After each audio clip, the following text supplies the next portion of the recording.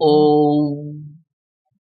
The Light of Truth, Part 16, Chapter-09, Knowledge and Ignorance, Emancipation and Bondage, Section B. Question. How can the punishment that God inflicts on the soul reform it when it cannot remember its past, because the punishment could prevent it from committing any further sins only if it were to know that such and such a punishment was meted out to it for such and such a sin? Answer.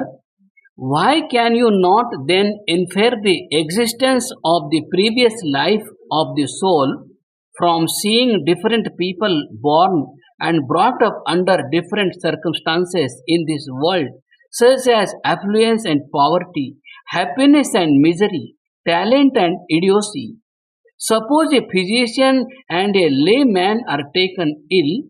The physician at once finds out the cause that brought on the disease on him, while the layman cannot, because the former has studied medical science while the latter has not. But even the layman knows this much, that he must have violated some law of nature, dietetic or sanitary, to bring on the disease, such as fever. Similarly, why can you not infer the pre-existence of the soul by observing people afflicted with pain and suffering, or endowed with pleasures or joys of this world in unequal proportions, results of their actions not in the present life? God can be just only when He gives the soul pleasure or pain according to its good or evil deeds done in its previous lives. Question. God has preordained all. He gives one or acts by one whatsoever He had determined beforehand to give or do. Answer. His determination is always in accordance with the actions of the soul. Should it be otherwise, he would be unjust and guilty. Question. Are the souls in the bodies of men and animals of the same nature or different? Answer. They are all of the same nature, but are pure or impure according as they are virtuous or sinful. Question. Do the souls of men go into bodies of animals and vice versa, and do souls of men go into bodies of women and vice versa? Answer. Yes, they do. When sin predominates over virtue in a man, his soul goes into the bodies of animals, and the like, when virtue predominates over sin in a soul, it is born as a good and learned person. When sin and virtue are equal, the soul is born as an ordinary man. Question. Can emancipation be obtained in one life or in more than one? Answer. In more than one, because it is said in the Upanishad, verily it is only when all the knots of its heart darkness and ignorance are severed, all its doubts dispelled, and when it sins no longer and the soul finds rest in that Supreme Spirit who pervades it both within and without. Mundak Upanishad. Question. Is the soul in emancipation absorbed into God, or does it retain its individuality? Answer. It retains its separate individuality, for should it get absorbed into the Divine Spirit, who would then enjoy its bliss of emancipation? Besides, all the hardships borne, all the efforts made, and all the means employed to obtain emancipation would become useless. Question. When the soul cannot enjoy worldly happiness without a body, how could it then enjoy the bliss of emancipation without a physical body? Answer. The soul enjoys the bliss of emancipation through God in the same way as it enjoys the worldly pleasures through the body. The emancipated soul roams about in the infinite, all pervading God as it desires, sees all nature through pure knowledge, meets other emancipated souls.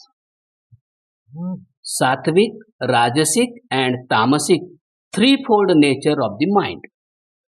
When a man feels that there is tranquility, peacefulness, and contentment in his mind, and also his soul is pure as the purest light, let him know then that the sattva predominates, whilst the rajas and tamas occupy a subordinate position. When the soul is unhappy, has no peace of mind, is restlessly engaged in the pursuit of sensual objects, let him then know that it is the rajas and predominates, whilst the sattva and tamas are suppressed. When the soul and the mana, the principle of thought, are engaged in the headlong pursuit of worldly things, lose all senses of right and wrong, are thoroughly infatuated with sensual gratification and absolutely incapable of discussion is subject, and are extremely dull of understanding, let him understand that it is the tamas that predominates in him. Study of Veda, source of all true knowledge, strict devotion to duty, the advancement of knowledge, the desire for purity, corporeal and spiritual, self control, the practice of righteousness and divine contemplation, verily betoken sattva. Spasmodic zeal, impatience, practice of unrighteous act, and habitual indulgence in sensual gratification are the signs of preponderance of rajas, and the comparative suppression of the sattva and rajas is tamas. Extreme covetousness, the root of all evils, extreme indolence, stupidity and sleepiness, discontents, cruelty, atheism, that is, want of faith in God and the Veda, distraction of mind, want of mental concentration, and contradiction of evil habits should be looked upon by a wise man as indications of tamas. It is the tamas then that predominates, whilst the rajas and sattva are not markedly manifest. Besides, whenever a man's soul feels shame, doubt, and fear in having done, in doing, or in going to do an act, let him know that the tamas greatly preponderates in him. When a man seeks great fame in this world, and does not cease giving money to flatters, flunkies, and parasites, poor though he be, let him understand that the rajas preponderates in him. When a man's soul thirsts after knowledge, no matter where it comes from, cultivates good qualities, feels no shame in doing good actions at which it greatly rejoices, in other words, is always desirous of practicing righteousness, let him know then that the sattva predominates. Continued.